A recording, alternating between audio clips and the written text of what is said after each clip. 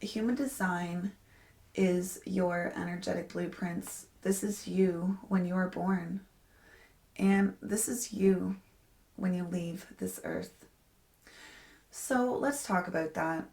When we're born into a race, we're born into a gender, we're born into a society, and then there's a lot of other conditions that we're born into as well. But we grow up in a family or with authoritative figures, and they expect us to be a certain way. We go to school, teachers expect us to be a certain way. We then, we leave the house and we think we're free, but are we really? We have laws to abide by. And then our bosses, even if we are our own boss, our bosses expect us to act a particular way. So we change ourselves, or maybe we were actually fully ourselves, and we did something, and we were around our friends and we humiliated ourselves, and then we vowed that we would never do that again, even though it was a part of us. It was truly us, changing ourselves because we don't want to be hurt again. Other ways that people could possibly change themselves is by personal choice. Maybe they see someone over on the other side of the room succeeding, so they decide to change their self to be like that person over there so that maybe they can succeed. Or maybe trauma happened and we have coping mechanisms to help us get through the day. There's many different reasons as to why we might have changed ourselves or chose to change. Now, what's the point of talking about human design? The point of it, in my opinion, is to know how to say your yes and no. Let's get into that. Yes and no. Let's move over into some of these words here. Strategy and authority. This is the jargon terms of what human design yes and no means. We could say choice mechanism. What is your response mechanism? So your choice mechanism, it doesn't matter if I'm talking to AirBrandi or if I'm talking to somebody else. If you look up your chart, your yes and no choice mechanism is your strategy and authority. So from here on out, we're going to be using the word choice mechanism instead of that, or yes or no. We're going to be using strategy and authority. We'll interchange that throughout the whole experience though. Now, why would a person even want to know about their yes and their no? Well, it's pretty awesome that we can know that we can make proper choices for our energy and not what's expected of us. But the true reason why it's awesome to know about our energy and how we say our yes and no is because once we allow our yes and no to start flowing through us properly, we allow our purpose to flow through us. What? We're talking about purpose today? We even have it here? What? Yeah. If you start saying your yes and no based on who you are as a person, your purpose, which is your incarnation cross, flows through you. Without getting the brain involved, without saying things like, I need to, I have to, I shoulda, woulda, coulda. This applies to every decision that we have to make. So every decision that comes towards you, you have a chance to allow your purpose to flow through you. Now, let's talk about all of this because it's all pretty exciting stuff. Human design. The purpose of this is to know who you are so you can make proper choices, so you can allow your purpose to flow through you. That's pretty awesome.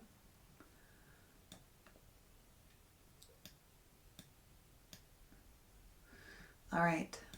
When we talk about this, there's a few things that I want to get out of the way.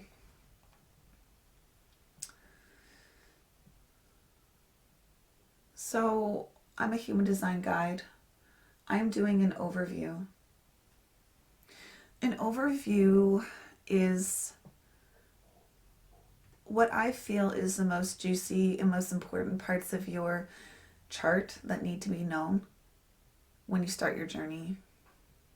There is something out there called the foundational analysis, and this isn't that. And the only reason why I took the time to mention it is because I just want to differentiate that this is not a foundational analysis, but in fact, an overview. So that's it. The other experience is very jargony. They take you around the chart in a very ordered way. I can't say mine's ordered. I literally just go towards whatever's looking really juicy at that particular moment. We are going to be dividing this experience up into two different parts. We're going to divide it up into part one, the things that you have to know, which is how to say your yes and no. And the second part is brain candy. For some reason, brain candy and AirBrandi to me sound very similar. Okay, so we're going to be breaking this up into two different experiences, things that you need to know, and things that are brain candy. And the reason why we go into brain candy, because why not? It's fun. But the reason why we break it up that way is so that you can know that part one is all you have to listen to. Part two is just fun. If you need to turn off your earballs because it's too much, turn off the earballs. Okay, let's get into what you need to know about your energy. We're going to run over all of these words going down the side of the screen here. So let's go. What you need to know. What you need to know is your type is a generator. What does that even mean? It's kind of like saying in the astrologer terms, like I'm a Capricorn, I'm a Sag, I'm a Libra, I'm a Gemini. I mean, a lot of people classify themselves as that, but there's a lot of information behind it, right? So that's it. It's just like in the astrology world, your type is a generator. And it's not that you're supposed to know exactly what that means. I'm just telling you because you're just supposed to hear it. You're just supposed to know about it. You are a generator. And as a generator, you're here to respond. Remember, we're getting into how do you say your yes and no, strategy and authority. So you're here to respond with your sacral. This is your sacral. This nice little red box. What does it even mean to respond? Let's run over it. So just like a caveman, you were gifted these guttural sounds like uh-huh and uh-uh. And maybe your energy doesn't understand and it says oh, or the word all of these guttural sounds. Maybe we can compare them to a baby. These guttural sounds, when a baby likes something, they're like, ooh. When they don't like something, you can kind of see them like push it away and say, eh. So these are truly the sounds that we're talking about. These sounds that you have this body connection with. Okay. So now that we know what uh-huh and uh-uh means, what is there to respond to? Let's run over it. Uh-huh, uh-uh, and uh-uh. What does this even mean? Now, when we're talking about human design, we're not talking about getting the brain involved. And it's not just because there's no definition there or there's no color. No. Doesn't matter whose chart we're talking about, whose human design we're talking about. we're talking about not making decisions with the head, with questions like, I shoulda, would I, could. Nope. That is not a response. You asking yourself a question from your head internally to yourself, that is not how we get a response. It's not how it works. How a response works is it's usually external, so let's talk about it. So maybe someone asks you to go to the store and you say, well, it's a clear indication that you should not go to the store.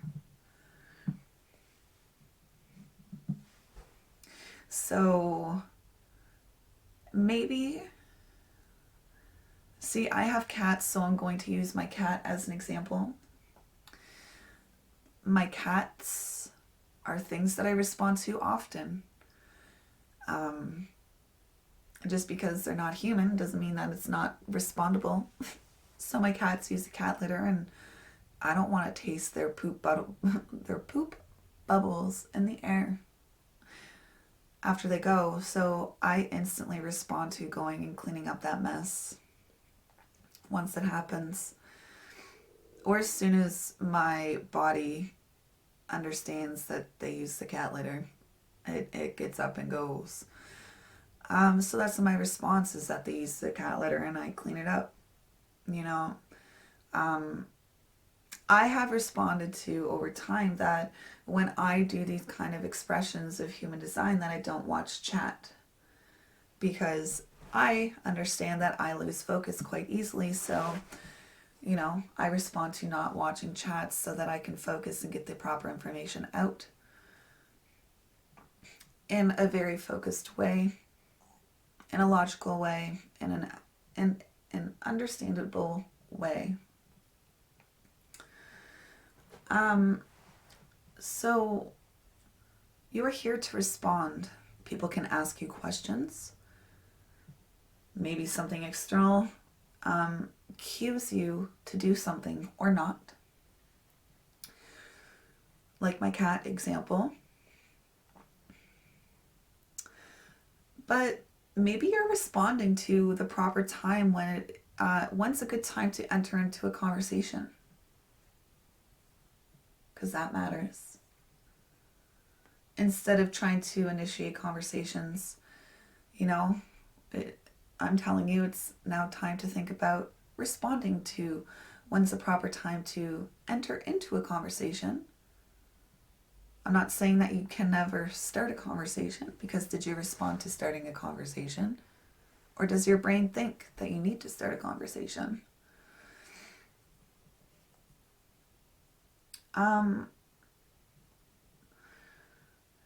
So I did say that most of the cues are external,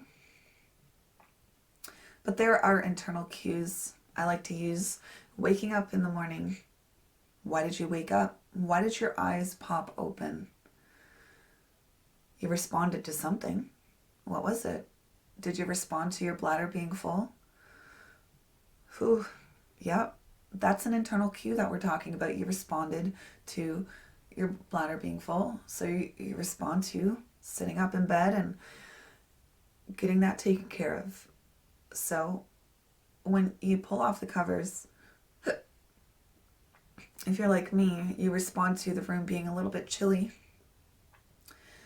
So you first just respond to heading towards your house robe, your house coat, and putting it over you as you go to the washroom. Do you respond to leaving your phone in wherever it still is, or do you respond to taking it with you? Do you want some peace and quiet in the bathroom before your day starts? So you respond to leaving it wherever it is in your house, your phone. You just have your you time. So that internal cue, those are like stomach rumbles. Are you hungry? But what's interesting, and this is actually on the brain candy side, is that you'll notice that your sacral here, without lifting up our pen, if we had a pen, we can see that it's connected here and that the energy is connected here. What does that even mean? This is more of the brain candy stuff, but it still does come into your response in the moment. Because you have connection to this center, which happens to be your spleen, which happens to know what's intuitively right or wrong for you in the moment. It'll give you clues as well. Now, it's not your choice mechanism, but it's something to pay attention to. Like if there's someone that you're standing near and you naturally find yourself walking away from them, maybe your body's protecting yourself from them. Maybe they're sick. Maybe they're just a slimy person. And then you're like, oh my, why am I walking away from this person? Maybe you find yourself walking towards people that you don't even know and wanting to have a conversation with them. I have direct connection. Your chart and my chart, they're completely different, but the basic foundational structure of having that access to that instantaneous safety or not, we both got it, but we both got it differently. So let me tell you how I experience this. You know, this is from trial and error.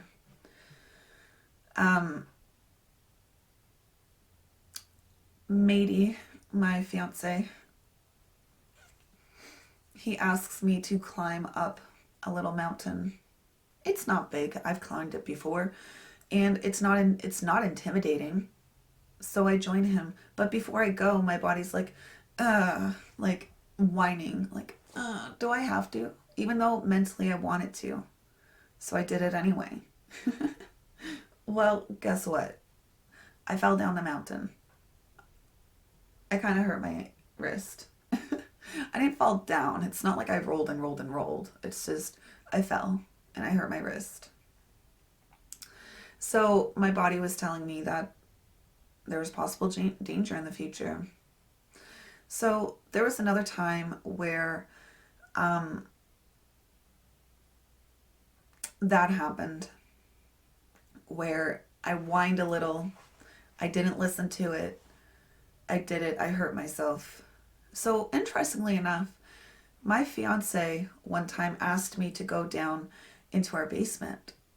And I usually am on top of 100% helping my fiance whenever he asks. And that time I did that little whine that I had when I fell down a little bit of the mountain. And the second time that I hurt myself, and I'm like, actually, fiance, I'm not going downstairs. I'm sorry. He's like, why? I'm like, just because my energy said no. Don't do it. It's not healthy. And shortly after that as well, we were walking down a path, and he was like, let's walk backwards down the path. And my body said the same thing. So I didn't walk backwards down the path. And interestingly enough, just because my body responded in the moment that wasn't the proper moment, it doesn't mean that it's never going to be a good moment. 5 minutes later, I was walking backwards down the path with him. So I responded that wasn't a good moment then, but I did respond later that it was a good moment. So when I touch my lips, I'm checking to see if they're dry or not. So if I'm checking to see if they're dry or not, why would I not take a drink of water at that exact moment? So when I put my hands on my lips to check to see if they're dry or not, obviously I'm in some way dehydrated. So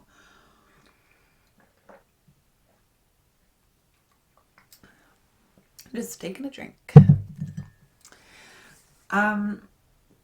So that's a response. As you can see, that none of these things are things that are coming from the head. But you're like, well, what about all of these ideas and things that I want to put out into the world? Let me tell you how I do this. So as a generator here to respond, you are here to respond when the proper timing is to put it out into the world.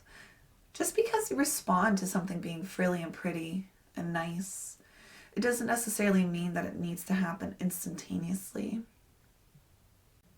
So let me give you an example from my repertoire of examples, personal examples.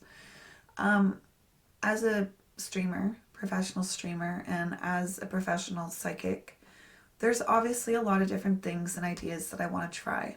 Lots of frilly, pretty little things that come by that I want to try. So I write them down. There's obviously things that I need to do for my business that I respond to doing, so I write them down. For example, one of the things that I respond to doing right now is having an introductory video for what is human design for the beginning of these videos. That's what I'm responding to doing, but just because I want to do it, it doesn't necessarily mean that it's something that needs to happen instantaneously or right away. So I write all of these pretty frilly ideas down in a list because I live at home with my fiance and my 2 cats, and there's not going to be too much external stuff that's going to be stimulating me to respond to, but there's still a lot of ideas that I respond to, like I said, so I write them down. There's not going to be too many people talking to me about these ideas, so my energy is going to have a really good sense of timing of when is it the proper timing for me to respond to externalizing these details. So,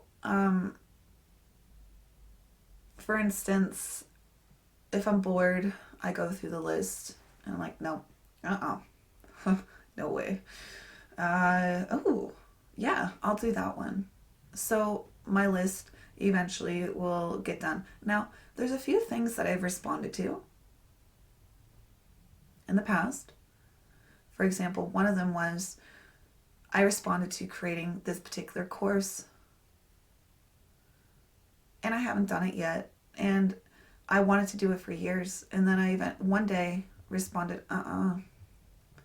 that's what I thought what people wanted from me. Not gonna do it. So I threw it in my trash pile. Now, my book still has all of my ideas. It's just in the trash pile. Now, another time I responded to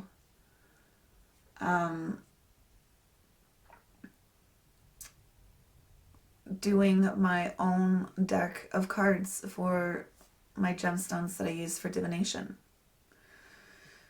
And I still respond to doing it. And I'm also content or happy that I haven't started it yet.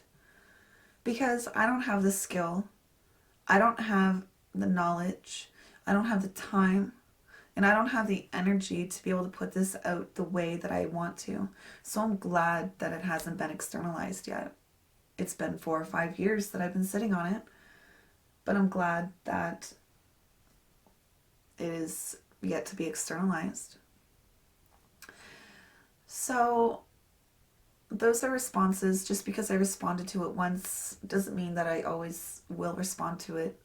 And just because I entered into a contract correctly as or it doesn't necessarily mean that that's always going to be the answer forever.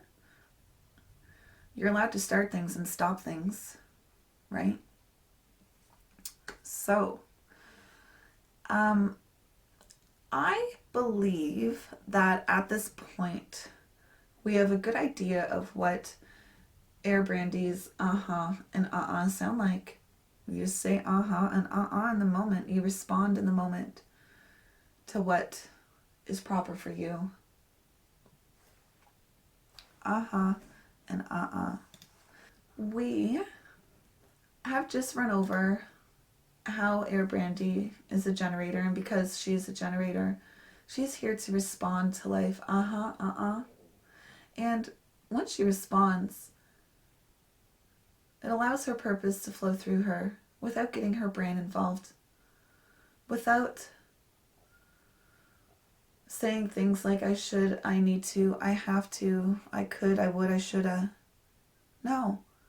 All she has to do is wait for life to show up and respond to it. I mean, I'm not saying that doing nothing is what you're supposed to do. No. You're here to be the master of the things that you're here to master, Brandy. Of course, there's been tons of things that you've responded to doing. We're going to be running over the brain candy for AirBrandi. To me, that rhymes. And it makes me giggle. So, what are we going to talk about first? Let's talk about all of these pretty little words here on the side. Because we ran over that you're a generator. In basic terms, you're not necessarily supposed to intellectually understand this. You're just supposed to know that you're a generator. And you're here to respond and so that your purpose can flow through you. Now, I do want to tell you that there is a particular reading specifically for Incarnation Cross, your purpose. We're not going to run over it, but when I talk about some of the brain candy stuff, we will be running over it. So just know that there is a specific reading where you go over your purpose, which is pretty cool. Now, let us talk about what a split definition is. Your energy over here is split off from your energy over here, and it wants to talk to one another. And it really wants to talk in the quickest way possible. So, AirBrandi, right here where my mouse is pointed to, this little gate here. This is possibly the spot in your chart where you are most conditioned to be in life. Now let's talk about that.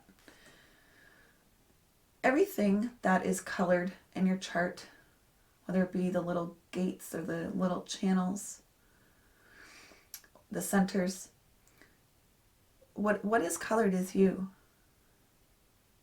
It's you from the time that you come into this earth. And you when you leave this earth. This is your definition. This is what you can rely on. This is who you are.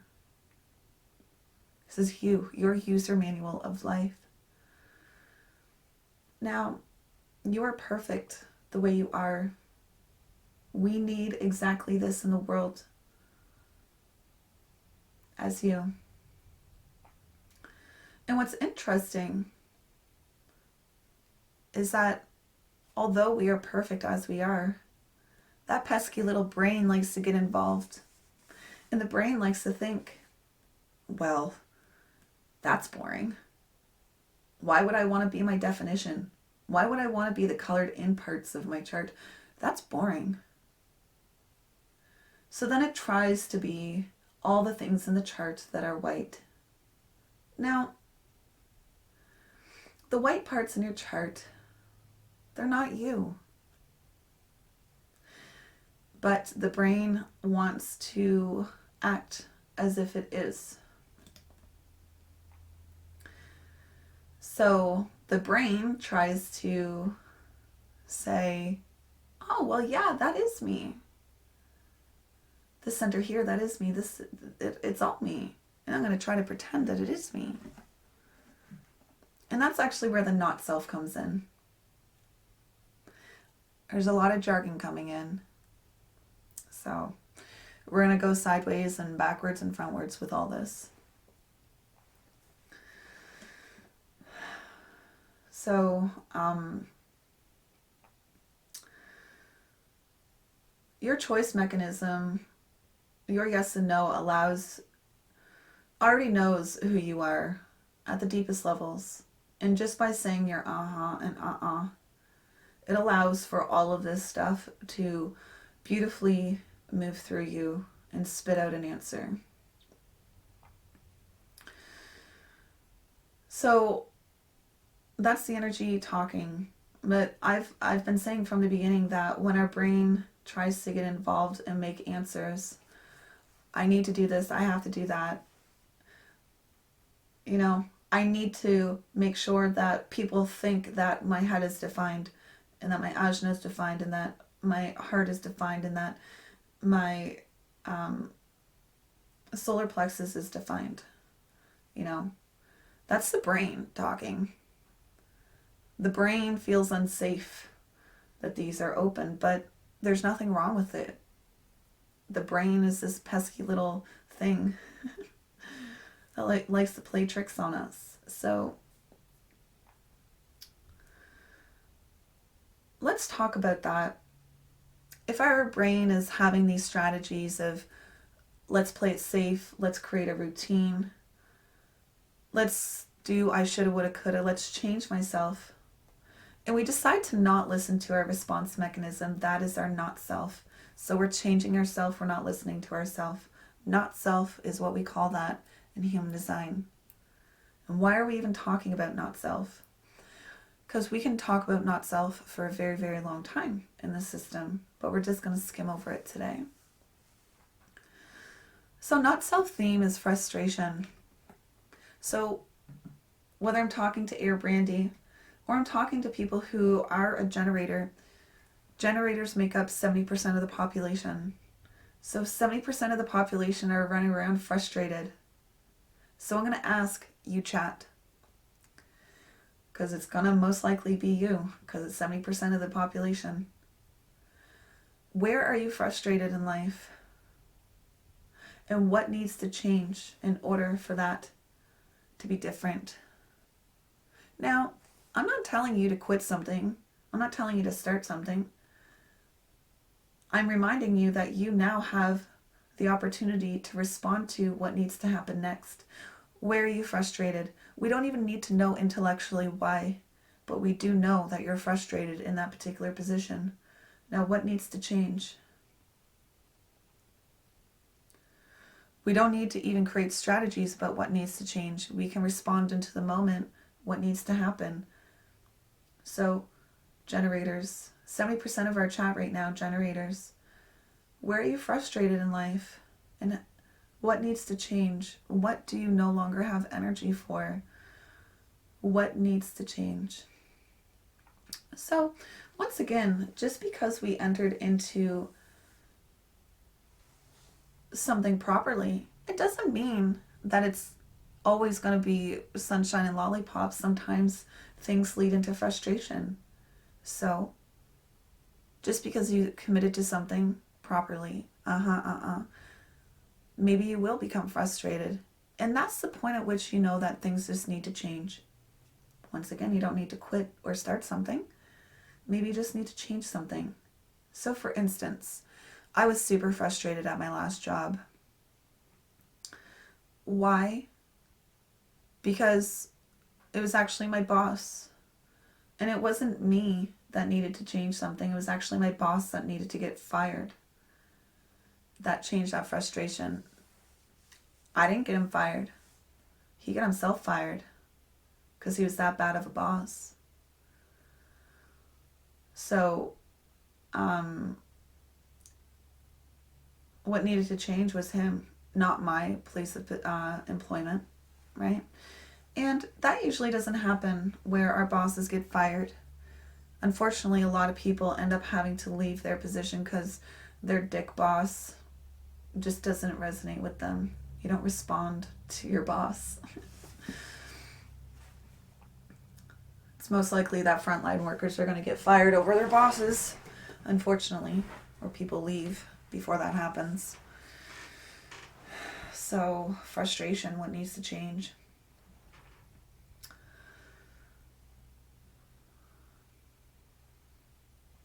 Now, in the intuitive realm, we talk about, peace, love, and light, which is beautiful, but we forget to talk about the importance of frustration or anger or disappointment, depending on what type you are.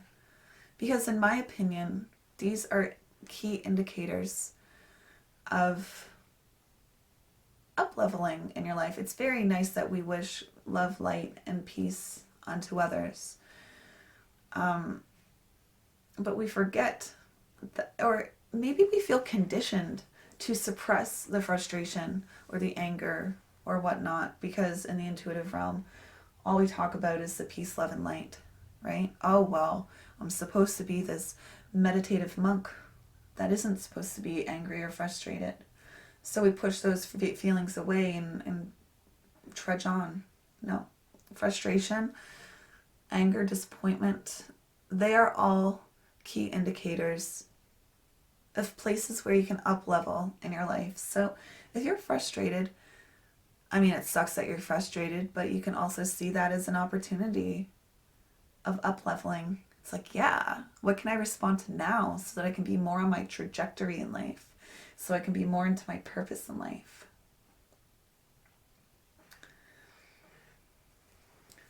So we were talking about the not self. Let's talk about what we were saying a little bit earlier about the place where you can be the most susceptible to be not self in your chart. And that's right here in this little beautiful 16, gate 16. Now, this is the gate of details. I'm going to ask you, AirBrandi, have you ever found yourself accumulating details? Just 'cause. Made you feel good.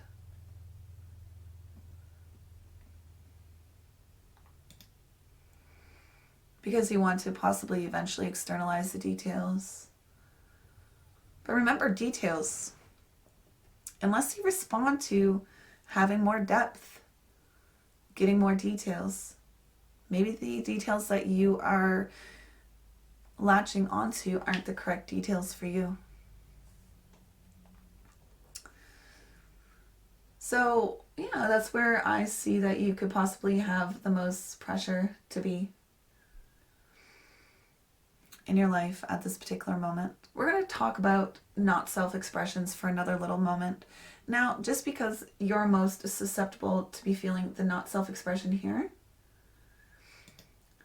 there's different areas where you might feel not selfish, not self-like as well. So let's go over those.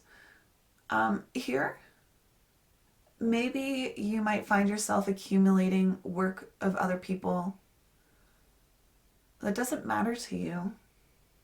Of course, every person in your life matters to you, but let's go over this. Maybe your wife, and you go out and you're in a group of friends, and this group of friends invite you guys off to do something, and you respond, I want to do that. So you go into your phone, and upon going into your phone, you want to check your bank to see if you could participate. That's the reason why you went into your phone. But then someone else in the group was like, yo, you should check the weather while you're on your phone. And this would be the not self response, is to actually check it when they ask you to. Because you were actually in the middle of doing something else. You specifically took out your phone to check your bank to see if you could participate in the venture with your friends. But somebody else interrupted you. Now, you could answer, maybe, but his question has nothing to do with what you pulled your phone out for. So you could say, actually, I'm just checking my banking info. I mean, you're on your phone right now. Why don't you check it?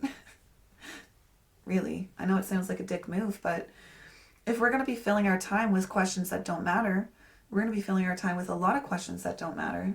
So for instance, my son, of course, he means the world to me, but he noticed that I was on my computer, and he's like, hey, Katie, what time is it? I don't know. Why don't you go find your phone or go check this stove, which is 10 steps away?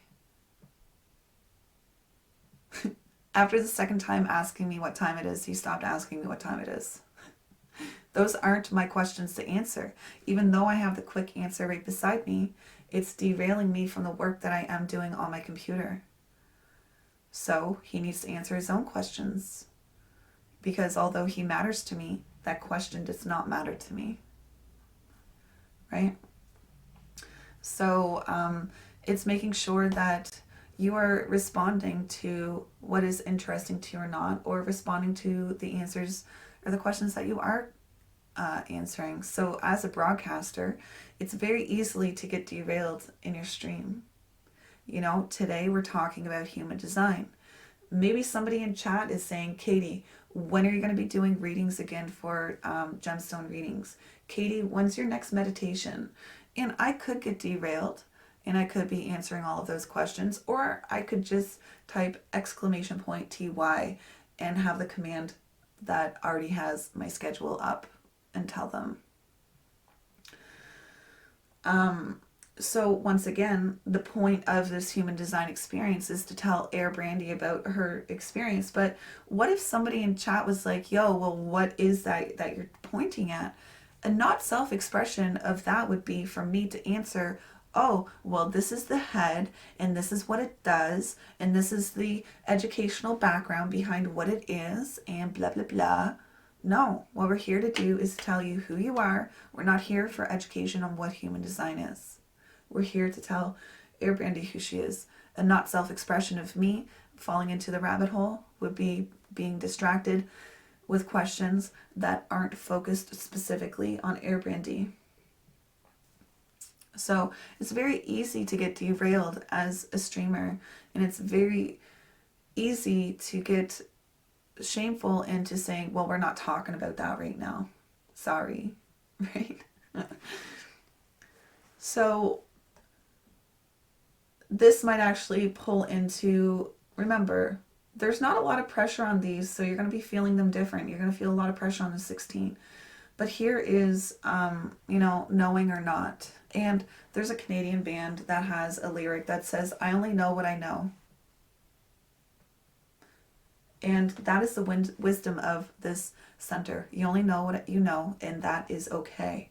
And that is enough, and that is perfect, right?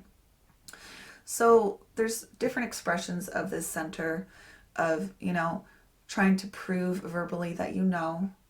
I know about this, I know about that. An example could be, somebody saying something wrong and you correcting them. Oh, you said this wrong.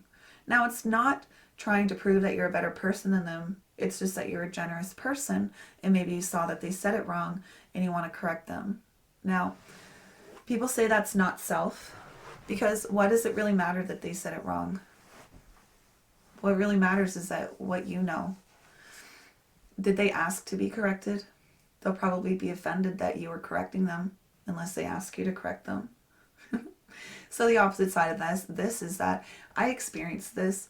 I wouldn't talk unless I knew I was correct, because I was humiliated enough in front of my peers that I would just say random stuff that I felt to be true without fact, and I had no way to back it up, and I got humiliated. So I vowed to myself that I would never speak again unless I knew fact.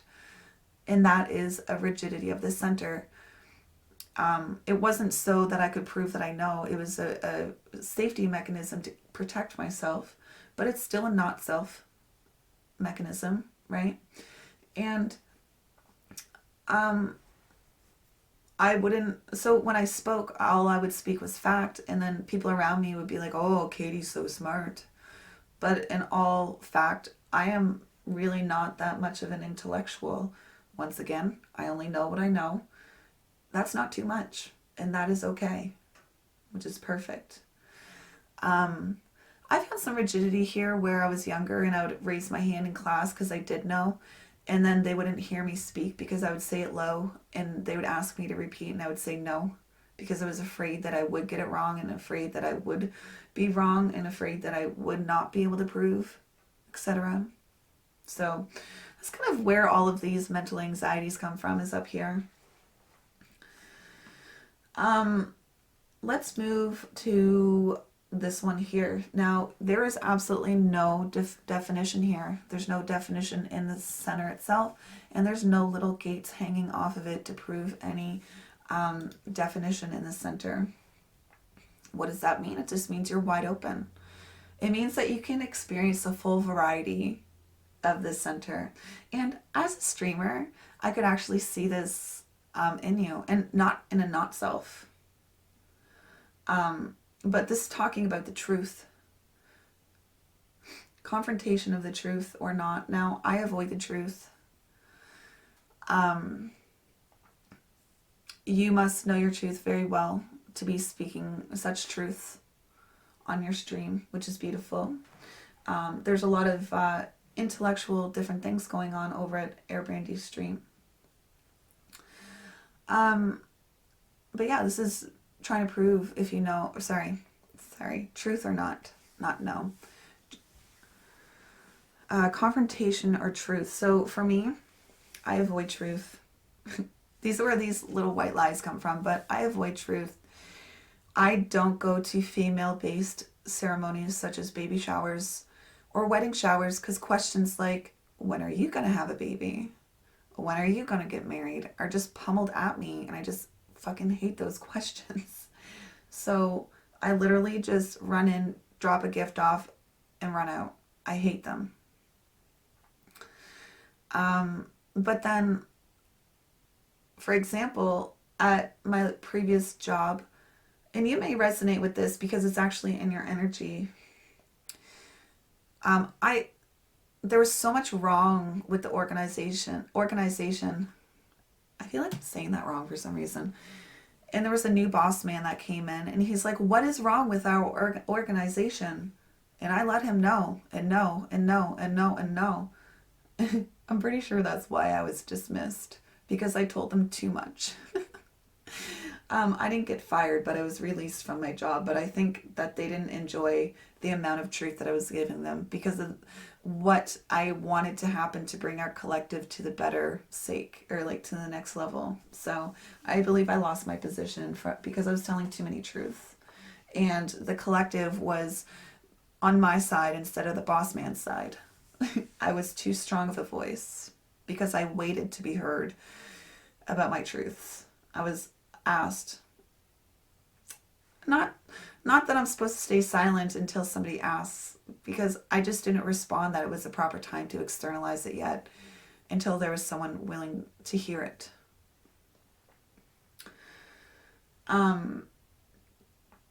So let's talk about this one now, the last one. Even though this is a tiny little bugger, it has a lot of impact, in my opinion, on everybody's chart. This is where people try to prove if they are in their not self. Remember, these are not self-expressions. If you are going against what your energy is, you're going to be possibly expressing these types of chemical, externalizations because of the not selfness. You're here to respond. You're not here to work through your brain as the means to being on your proper trajectory. So this is the cute little center that feels like we have something to prove. Now, this is 70% of the population who has this undefined or not colored in. So 70% of the world may run around feeling these negative impacts of emotions that come from here if you're not living your true self. So the not self-expression of these here is, I'm not loved, I'm not enough, I'm not deserving. So remember, those aren't true words. These are just not self-expressions of the center. So then a person may feel like they need to prove because of those. Prove that I know, prove that I can have proper knowledge of confrontation and truth, prove that I know what to find interesting, prove that I have good commitment. So remember, these are all not self-expressions of AirBrandi. You have nothing to prove, AirBrandi, not even to yourself. So even if you have these little strategies in your head that say, well, I need to do this just to prove to myself that I can do it, that's a strategy from the brain. You need to respond to doing the things that you want to do.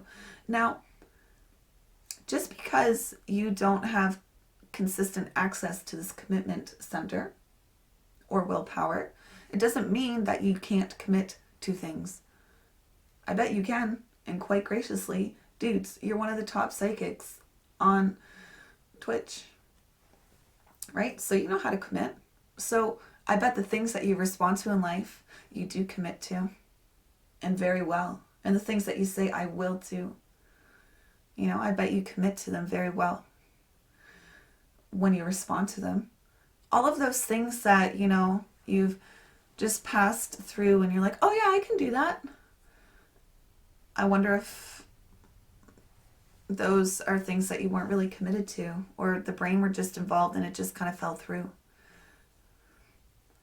So it's really important that you respond to the things that you commit to in life, because it's really important. Your body knows what is enough for you, what is not enough. So let's go through. We just went through all the white parts in the chart. What's not you? So what is you? You have a fixed way of knowing when enough's enough. You have a fixed way of knowing proper timing and adrenaline and pressure for yourself. You have a fixed way of knowing what is healthy for you or not. People, places, or things. You have a fixed way of identifying with identity, love, and direction in life, and you have a fixed way of externalizing it all. That's you. Now we can go even deeper on who you are, but we're going to move ourselves back over to this. We're going to talk about your profile. Now, profile. This is your character that you play on the stage of life. So if you're on the stage of life, this is how people see you. Possibly how you see yourself. It is you. So let's talk about that. Let's just say that we're living a not self life. So let's just say that your body is saying, but you decide to go against it and you do, That's the not self life. I feel like, okay, let's just stop for a second. Let's talk about profile and incarnation cross before we get into brain candy. Incarnation cross and profile. If you want to Google this stuff, you can. But we're not talking about it in a very depth today.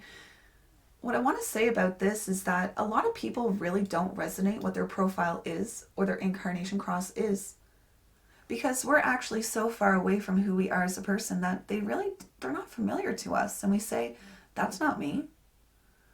So for instance, although I've been in the human design sector for a very long time, I feel like my purpose really didn't come into line up until maybe about a year and a half ago. And I've been in it much, much longer than that. So I didn't recognize my incarnation cross as true up until recently. And it's just because I was living such a not self life before that. Why? Because my job put me in a very not self position in life. So I was so far off of my trajectory in life because of my last job. It made me sick. It made me mentally sick, etc. So I was just so far off that I didn't recognize it. I couldn't see it as true. It wasn't me. And now it 100% is me. So only time and allowing your yes and no mechanism will bring the truth to this and you and who you are. So let's go back to what those actually mean. Your profile, once again, we were talking about how your profile is the character that you play on the stage of life. So let's go a little bit deeper. Let's just say that you're a person who is 6 foot tall, and that is you. But they give you a costume for a person who's 4'8". So as a not self-expression, you would try to get into that 4'8" costume as a 6 foot person. This is just an analogy. That would feel so uncomfortable. Maybe the costume might even burst. It might break. So this, in my opinion, personally, is where I felt all of the discomfort in my own body. In the intuitive realm, we hear people say things like, I don't feel like I belong in my body. I don't feel like I belong on this earth. What's wrong with me? I kind of feel like that's where a lot of those issues are coming from, is this profile. I'm not talking about gender identification at all. No. I'm just talking about the level of comfort within a person's own body. So with me, personally, I always felt like I was externally beautiful, like I had a decent face. But I never loved myself. And I always felt uncomfortable with my body. I didn't like myself. And I found that what's interesting is that during that period of not feeling comfortable with myself, I reached my lowest weight as an adult, my goal weight. I worked out to get there, and I actually found myself being miserable. I thought these expressions of, well, I felt like it would have been different. I thought I would have felt different. I thought I would have liked life differently when I reached my goal weight, except I actually hated life, honestly. So through depression or anxiety or through being sick, I gained a lot of weight, and I gained enough weight that I was the highest amount of weight in my life. And interestingly enough, although I was the most highest weight I was in my life, I was saying my yes and no based on who I was as a person. So I was following my trajectory in life. I was following my purpose. I found a way to love myself at my highest weight in my life, even though I didn't love myself at my lowest weight, which actually kind of emotionally scares me right now. Because, I found comfort at the highest weight and I disliked myself at my lowest. So, anywho, I'm emotionally intimidated because of that. But anywho, a person, I believe, could feel more comfort in their environment and in their self, I believe, if they start saying their yes and no based on who they are as a person. But let's talk about profile a little. Girl, AirBrandi, you are here to have the call. What call? The one that you respond to. People are going to call you out all the time. Oh, you're so good at this, you're so good at that. But you're here to respond to the call that you're here to be called to. You're here for the call, and you're going to externalize that call. You are here to be a hermit, to literally be like this to life. Maybe we can have an analogy that you are inside a house and it's all lit up and everybody's outside in the dark looking on in. You don't even know people are looking in. People see ya, your mastery, and you're here to externalize that mastery. So make sure that you are responding to the proper things, because you're here to have the call. What call? The one that you respond to, not the one that people think you should be into. You are here to be an opportunist. You are here to be a person in a network, to externalize opportunities, to network. I have a little bit of this profile in me. I'm a networker too. Let's talk about that. Now, people might feel offended when you drop them out of their life, but girl, if somebody's being dropped out of your life, it's because they've done you wrong, right? So you can pick up people just as quickly as you drop them, but you're always going to have this network that is always the foundation of your network. So people are going to come into your life and they're going to go, and some people take that personal, but as a networker, you shouldn't, because networks come in and out of your life to give you opportunities or not. And apparently networkers, or people who are externalizers, or there's opportunists, we hold on to an opportunity until there's another opportunity available. So we don't let go of the previous job until there's another job. We don't let go of the previous girlfriend until there's another girlfriend kind of experience, or something safe in its place, interestingly enough. So it might not necessarily be with relationships, but it is different aspects of our life. I know that I resonate with that. I never left a job until I had another job in place. And as me right now, I'm actually taking the next steps to make sure that I have my next opportunities in line. Like, I'm taking them now so that I have them possibly in March. And right now it's November.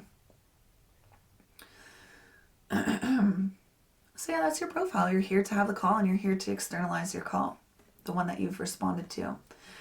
We've already talked about your incarnation cross. If you respond and then you will automatically allow your purpose to flow through you if you follow that and You are a person who is about the collective, and you are also a person who is about the individual, so thyself. Because that's where the energy is coming in. So, interestingly enough, I have this here as my shining light out into the world. So that's what I shine like 70% out into the world, is this channel here. And funny enough, the creator of this system, he calls this, actually, it's the channel of correction, which is bringing the collective to a better state. What better state? I don't know, whatever one you responded to. This is the channel of judgment.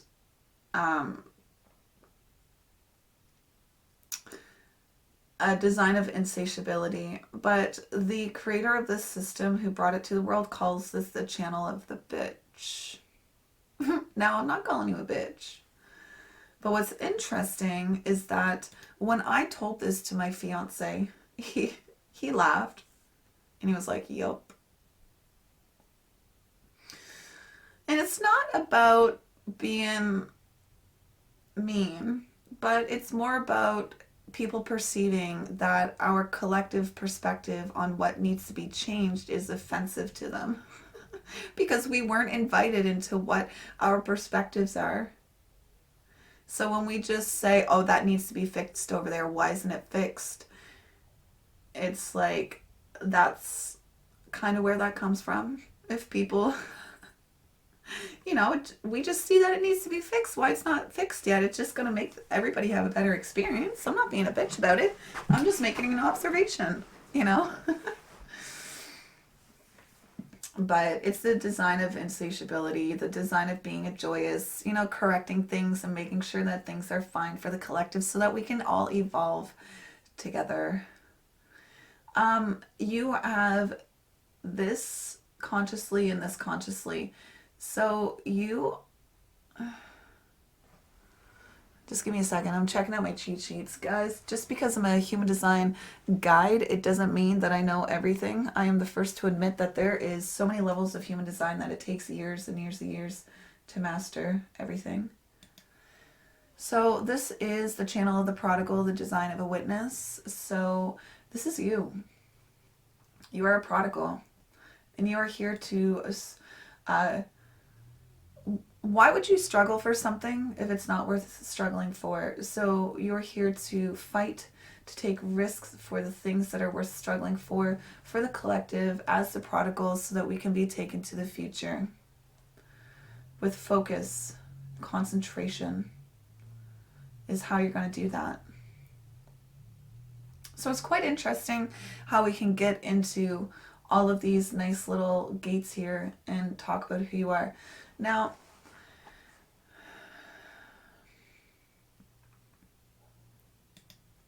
I'm learning about relationships. I was just going to comment on that. Let's look at this. So what's interesting is that when you're awake, you are a generator. But when you are laying down, I'm sure you feel it. I'm sure you feel the difference, beauty. That when you're laying down, whether it's crying, meditating, sleeping, having sex, your energy changes. And you are a projector. You have the design of being stubborn.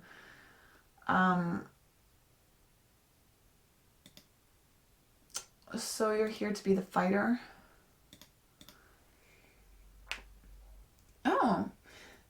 Okay, so right here, this little sun, that's like 70% of what you put out into the world.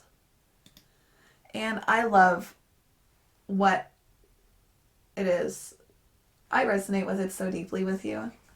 This 38-2, you are a fighter, but you're a polite fighter. Opposition that does not transgress normal codes of behavior. Another part of 70% of who you are as a person is a restructuring. So you're 48. So you're here to gain depth about the things that you want to restructure. The good sense to take advantage of restriction on short-term activity to assess this situation and restructure for long-term goals that will facilitate development when activity resumes. The awareness that depth and its possible expression will face restrictions with a resulting taste for short-term projects. That's what you put out into the world. Now, what's interesting is that, once again, a person may not resonate with this because this is in the body. It's not necessarily what the brain is resonating with. And interestingly enough, in my personal design, I didn't resonate with this until about last week on a conscious level, but it has been plaguing my life. Yes, plaguing my life for years. So, yeah, you're here to gain more. Yeah, you're here to be polite about the things that you're fighting for, the things that you're struggling for, the things that you're taking risks for the collective, about being a prodigal, gaining more depth, gaining more details. What's interesting, Brandy, is that down in the deep layers of your chart, you can smell liars. You can smell liars. So maybe you just go into a stream and you're like, that's you smelling the liar. And you also know who has the skill to do the thing. Now, what's interesting is that our observation of who has the skill to do what is different, right? My particular skill to see what people have skill in is literally being intuitive. I can see the gauge of how intuitive a person really is. But I've known that for a while about me. Before I even hopped into human design, I knew that I could see the potential of how intuitive people are. But that's just mine. Another thing that I actually want to bring us down to is, okay, there's a variety of different things that we can look at. We can look at a month in advance. We can look at a year in advance for foretelling what's to come, people, places, or things in your life. We, at the age of 29, we have this energetic shift. At the age of 40, we have this energetic shift. And those are two different readings that we could also have with this. We could have an incarnation cross reading, which is, what is your purpose? There's just a variety of different readings that we could have.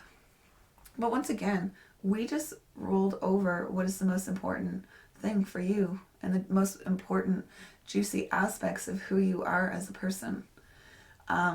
Human design, we could talk about each person for days. We can talk about the environment in which you need to be in to be successful, like even your sleep. We can talk about the friends or network that you need nearby in order to be successful. What you see in this world and what possibly needs to be fixed. It talks about your values. It talks about how you correct those values. It talks about, what's hidden to you. It talks about your health. So human design can go very, very deep. Very, very, very deep. And all we talked about today was this one thing. How you say your yes and no. Now, I actually want to bring up my chart for a second, but I'll bring it up after. I want to bring your attention over here. And the reason why I want to bring your attention over here is because this is actually quite rare to have such a heaviness of definition over in the center. I have it, but that's maybe why we know each other. I'm a professional psychic. You are a professional psychic. This is the intuitive center, intuitively knowing what's healthy for us or not, or just intuitively knowing. So, it makes sense that you're a professional psychic because it's so heavily defined. But so is mine. And it's very, not unusual or weird or it's cute. Let's just call it cute.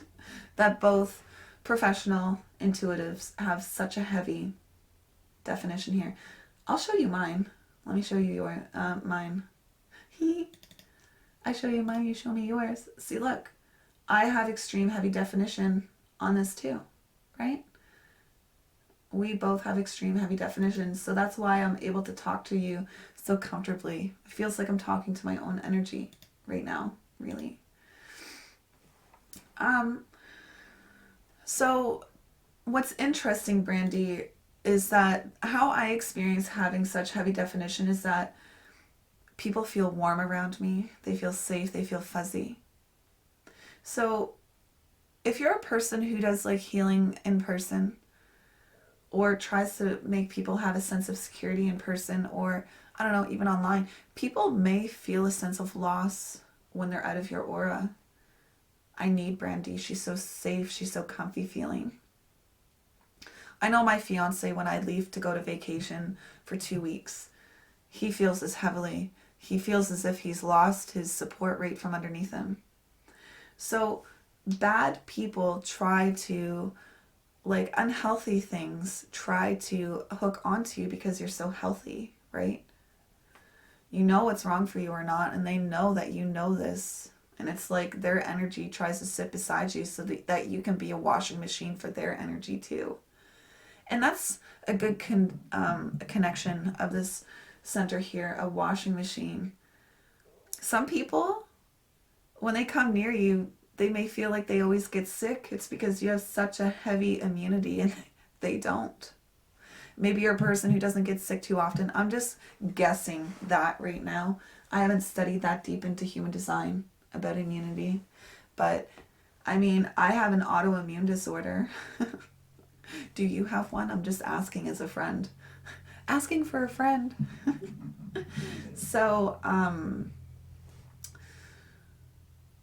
there's just this caveman intuitive knowing in the moment what's healthy for you or not. And now what's most interesting about this part is that people will tell you that you're sick before you realize that you're sick, maybe. Brandy, you're looking a little bit under the weather. And that's when you should really actually pay attention. Is that maybe you are sick and you haven't clued into it yet. So it's kind of oblivious to that, and unless you're really responsive to your body in the moment. But like, for instance, we know I've been pushing for years and years and years, so people are just used to seeing me low-key, relaxed, chill, right? But like, if you would have known me when I was 20, you would have been like, yo, what's wrong with you, Katie? You must be sick. Yes, I am. I have an autoimmune disorder that takes my energy.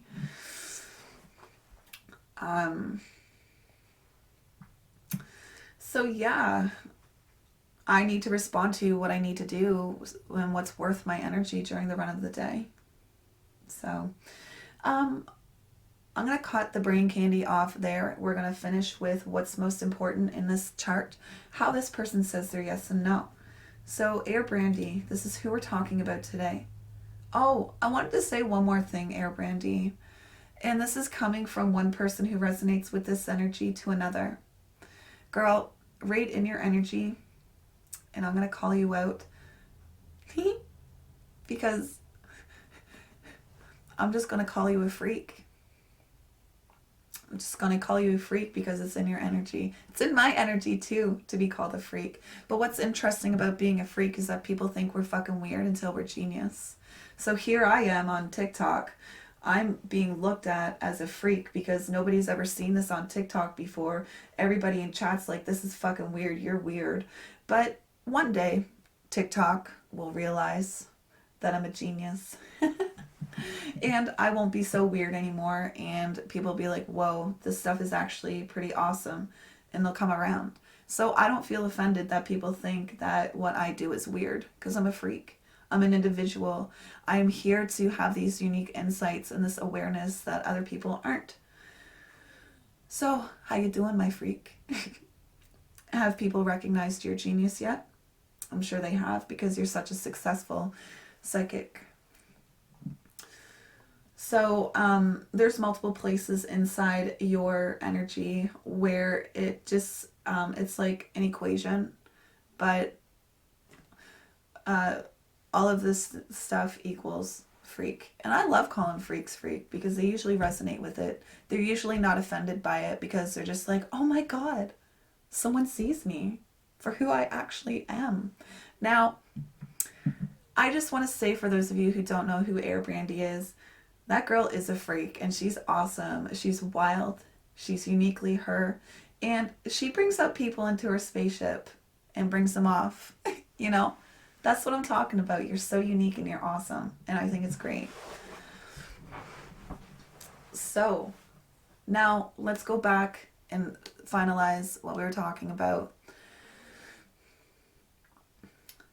Let's summarize what was most important and the reason why we got together today here.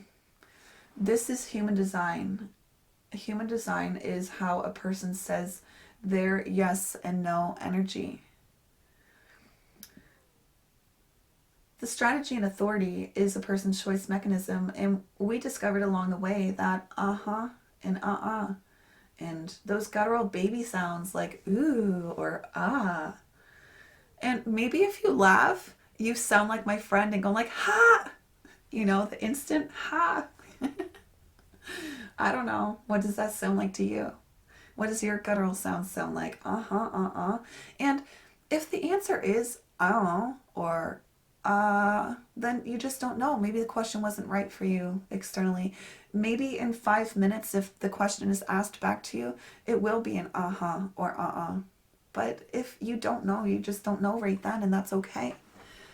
And once again, just because you committed to something correctly by saying and it doesn't mean that everything's just going to be sunshine and lollipops the whole way. No. Frustration is your key not self theme that's going to tell you that something needs to change. Where in your life are you frustrated? Once again, I'm talking to chat because 70% of the people here are generators. That means that 70% of the world is frustrated. What are you frustrated at? What needs to change? And that's when you're going to take your and your to start changing those things so you can be more on trajectory with your purpose. So every time you have a chance to say your yes or your no, that chance is a chance to be on your trajectory of your purpose or not. So if your body says and you do you are allowing your purpose to flow through you. If your body says but you do it anyways, that's going against your own energy, and that's called not self. And that is that.